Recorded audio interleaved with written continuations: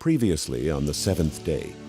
In December of 1831, the HMS Beagle set sail from England on a 5-year round-the-world voyage. Aboard this survey ship as an unpaid naturalist was 22-year-old Charles Darwin. Darwin's observations and conclusions would revolutionize the conventional view of origins.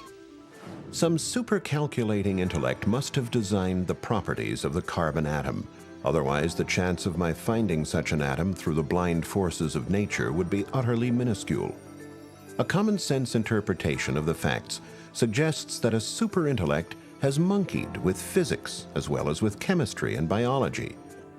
Perhaps some of us have been too quick to discard this old book as an irrelevant collection of useless fables and legends, traditions. But instead, God created a context in which everything that has been created, the natural world, the material world, and life itself, can really be appreciated and enjoyed and celebrated. He warned the people that their city was to be destroyed, their temple destroyed, and that they would be carried away to Babylon to serve the king of Babylon. 70 years. Nobody listened. And they burnt them as they were in the caves, because they were not willing to break in upon the honor they owed the Sabbath, even in such distresses. And now part 3 of the seventh day, revelations from the lost pages of history.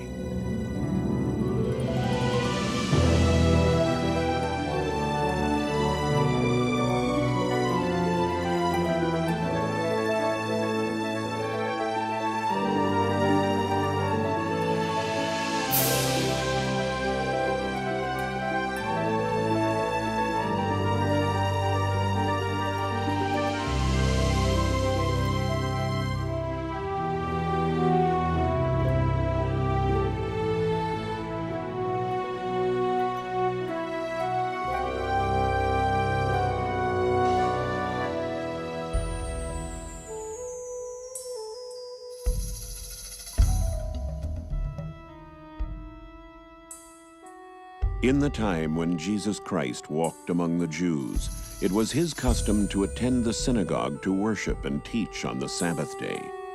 And the eyes of the religious leaders were continually upon him.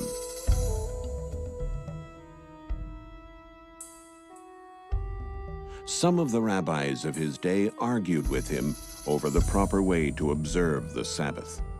They waited to see if he would heal people on the holy day, so they might accuse him of breaking the Sabbath.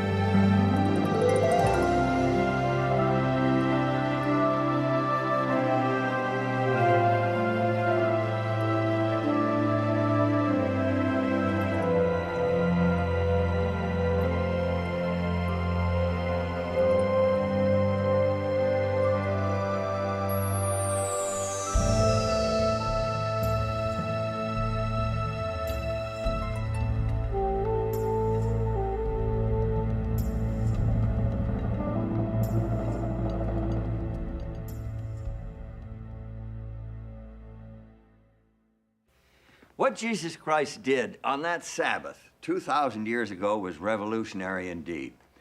By healing on that day, he won the hearts of the common people. This placed him in direct conflict with the Jewish leaders. By claiming himself to be the Lord of the Sabbath, he challenged their spiritual authority, a challenge that eventually led to his infamous trial and death on the cross.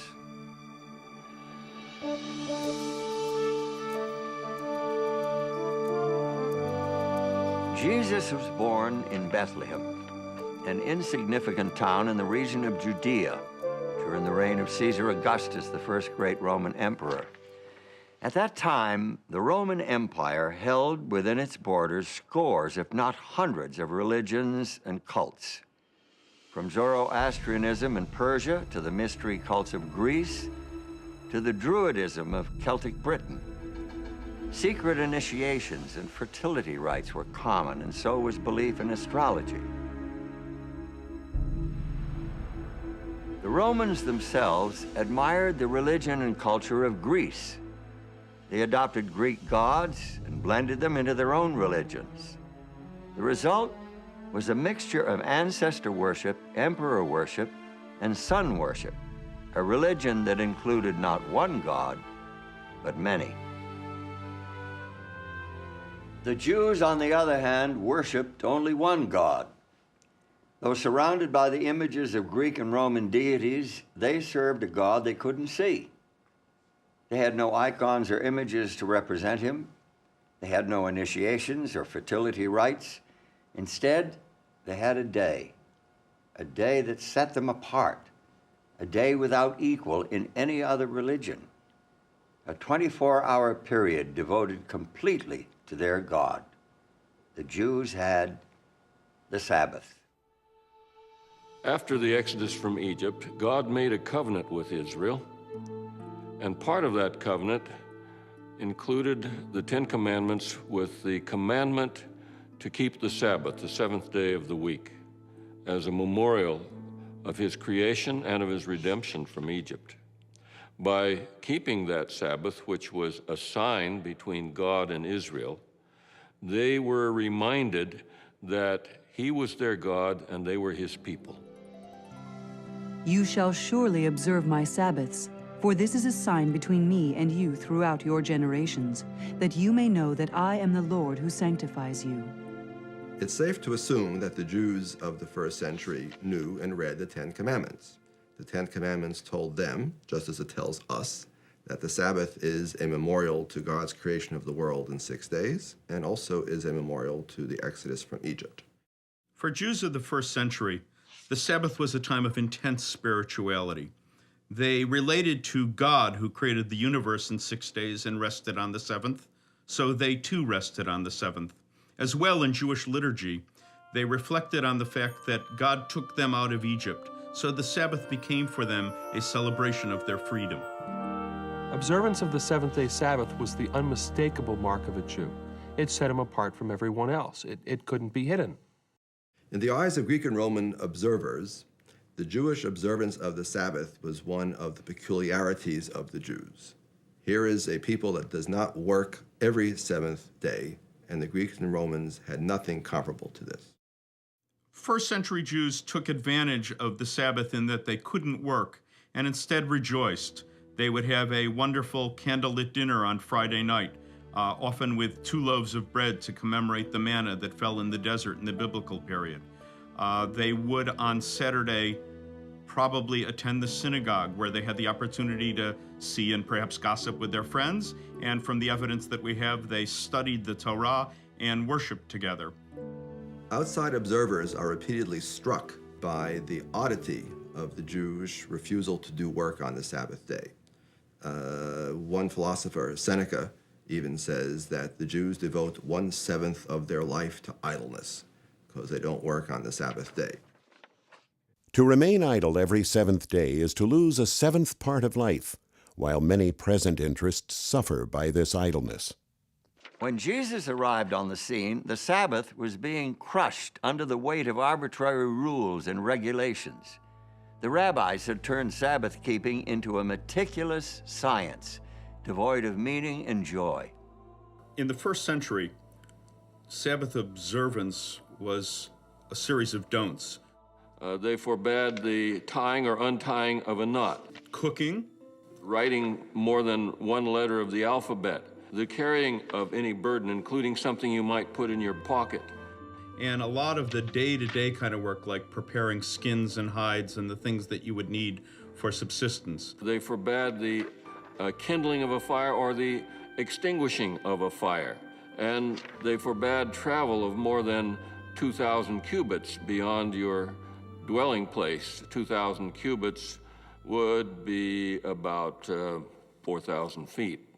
The Jewish way of Sabbath keeping was very legalistic. You couldn't move, you couldn't do anything. But Jesus saw that that was a distortion of God's plan for humanity. By healing the man with the withered hand, Jesus showed the true spirit of the Sabbath.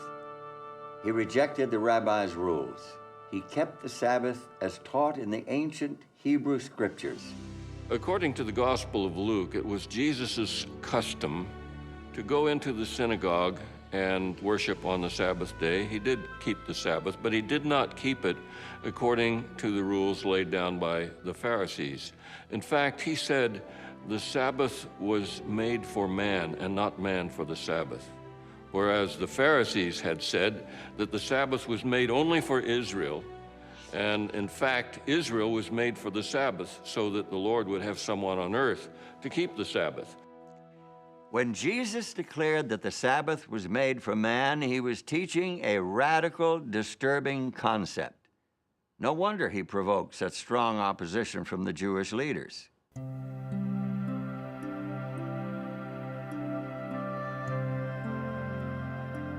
On another Sabbath, Jesus was teaching the people. And there was a woman who had been ill and bent over for 18 years. And he called her to him.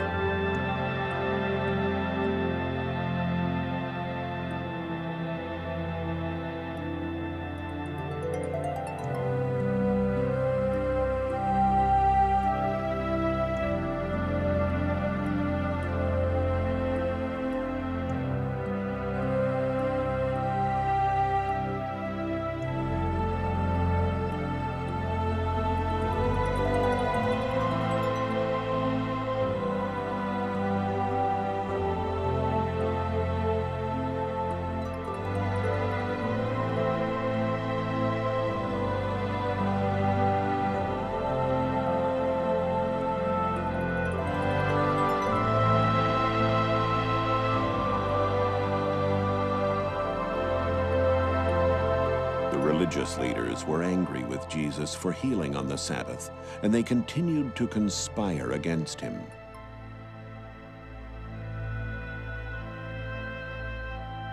To the religious leaders, this was scandalous behavior, particularly because it broke their mortal danger rule. The mortal danger rule said that there were some things you could do on the Sabbath only in life or death cases. You could save someone whose life was in danger, but you could not heal a chronically ill person on the Sabbath. That would have to wait for another day. But Jesus didn't want to wait another day. He was saying basically, you untie your animal so that your animal can rest on the Sabbath, but you are criticizing me for loosing this woman from her burden so that she can truly keep Sabbath for the first time in many, many years. It was a devastating argument. St. John, in his record of the life of Jesus, reports that for this reason the Jews were persecuting Jesus because he was doing these things on the Sabbath. They accused Jesus of breaking the Sabbath, and they were afraid that the people would follow Jesus, the nation would become a nation of Sabbath breakers, and this would incur the judgments and the wrath of God, and they would lose their nation. And it was this fear that led to the crucifixion of Christ.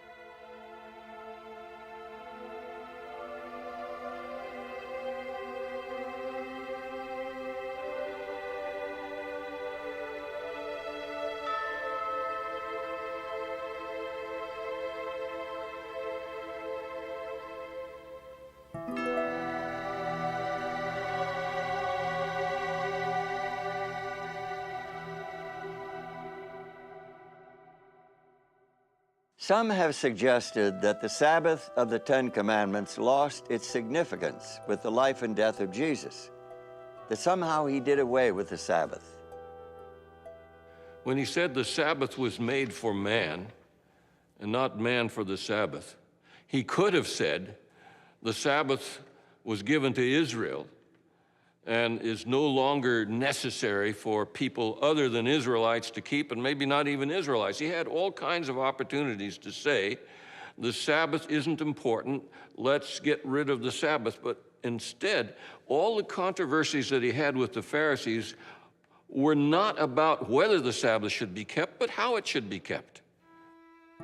If ever there was a question about how to keep the Sabbath, Jesus gave the answer. The answer was the authority of the sacred scriptures, not following the human laws and traditions. The human had so encrusted the Sabbath, you could hardly see the real thing. Jesus cut through that to the heart of the Sabbath, which is a relationship between a loving creator and people. And so Sabbath, away from the secular activities, could be a day of action, a day of concern for your fellow beings, a day for fellowship, a day to spend more time with God, your family, your neighbors, your friends. Many devout Christians are surprised to learn that their own weekly day of worship is based on church rules and traditions, and not on the sacred scriptures. Some believe the Bible teaches that Jesus purposefully violated the seventh-day Sabbath in order to make way for a new Christian day of worship. This idea lacks both biblical and historical support. Jesus didn't break the Sabbath of the Ten Commandments. What he did was to defy human customs and traditions, and by doing that, he showed what the biblical Sabbath keeping, the true Sabbath keeping, really was. Jesus Christ broke the Sabbath free from the traditions that had made it a rigid formality, and he restored its true purpose as a celebration of man's relationship with his fellow man and with his Creator. When ye therefore shall see the abomination of desolation spoken of by Daniel the prophet, let them which be in Judea flee into the mountains. But pray ye that your flight be not in the winter, neither on the Sabbath day. With those words, Jesus pointed to a frightening prediction from the Old Testament prophet Daniel. But why would he tell the people to pray that they wouldn't have to escape on the Sabbath, unless he expected them to still be keeping the Sabbath holy? In the Roman Empire in the year 66, Rome was quite unstable. That's called the year of the four emperors, and the first three did not die of natural causes. So the Jews, an eastern province of the Roman Empire, thought that this was actually a good time to take advantage of Roman instability to press forward for their own freedom from Roman oppression. The Roman general Vespasian marched against the city in an attempt to quell the uprising. Before the job was done, he became emperor in 69 AD. And his son Titus, another future emperor, took over as general of the army. Titus laid siege to the city, and finally in 70 AD, the Roman army broke through the defenses, ravaged the city, and completely destroyed the temple. An early church historian reports that the Christians of Jerusalem remembered the warning of Jesus and escaped before the city fell to the Romans. All who believed in Christ left Jerusalem and removed to Pella and other places beyond the river Jordan, so that they all marvelously escaped the general shipwreck of their country. And we do not read anywhere that so much as one of them perished in the destruction of Jerusalem. Of such signal service was this caution of our Savior to the believers. This story is an obvious intersection of history and prophecy. We know the dates and places, and Jesus predicted and knew when these things would take place, that 40 years after his death and resurrection, his followers would still be keeping the Sabbath. In fact, throughout the New Testament period, and that takes us to the end of the 1st century AD, Christians continued to observe the seventh-day Sabbath. That's clear from both the biblical and historical records. The early Christians saw the relation to Judaism not as a kind of a discontinuity, but as a progression. In fact, their religion was the fulfillment of all the hopes and expectations in the Old Testament. Christians did not see themselves as a new religion. They believed that they were Jews. They were the true Israel. They were the children of Abraham. If they were Gentiles, they were the children of Abraham by faith. One thing that Jews and Christians shared was an idea that God acts in history, that he acted at Sinai, at the Exodus, at creation, and the record of those actions is in the Hebrew Scriptures. The belief in the one God, a personal God, a loving creator in relationship with his creatures, this was at the heart of both Jewish and Christian theology. It was also at the heart of the experience of Sabbath keeping for them as a relationship with a loving creator. But for Christians, the life and death of Christ added a new dimension, a new reason for Sabbath keeping. So then, there remains a Sabbath rest for the people of God. With those words, St. Paul showed that Christian faith took the Sabbath to new heights. With the death and resurrection of Jesus, Christians had a new hope, a hope of deliverance from a world of sin. And the Sabbath, originally the memorial of creation, now also commemorated salvation and the spiritual peace that it brings. For anyone who enters God's rest also rests from his own work, just as God did from his. This brings us to an intriguing question. If the 1st century Christians observed the Sabbath of the Old Testament, the seventh-day Sabbath of creation and the 4th commandment, why do most Christians today observe Sunday? When did the change from Saturday to Sunday take place? Does the biblical record provide any clue? The first 4 books of the New Testament are among the oldest Christian documents. St. Mark wrote his book first, a report on the life of Christ. That was 55 AD or later. The writings of Saints Matthew and Luke probably date to sometime between the late 60s and AD 80. St. John, the last surviving original disciple of Christ, wrote his book near the end of the 1st century. Despite their late dates, from 30 to 70 years after the death of Christ, these books contain not even the slightest hint that Jesus himself or his disciples considered changing the day of rest and worship from the 7th day of the week to the 1st. It's especially significant that New Testament writers never referred to the 1st day of the week as a Sabbath. To them, the 7th day was the Sabbath. And this is consistent with all of the other evidence that to the end of the 1st century, Christians were worshiping with Jews in the synagogue on the Sabbath. Next time on the 7th day, may the apostates have no hope. May the dominion of wickedness be speedily uprooted in our day. May the Nazarenes and the heretics quickly perish and not be inscribed together with the righteous. the Jews in the region of Cyrene had put a certain Andreas at their head and were destroying both the Romans and the Greeks. Imperial forces finally crushed the rebellion in 135. Hadrian banned Jews from Jerusalem and prohibited Sabbath keeping and other Jewish rites of religion. Jews were the enemy. Christians didn't want to be associated with the Jews and thought of as the enemy.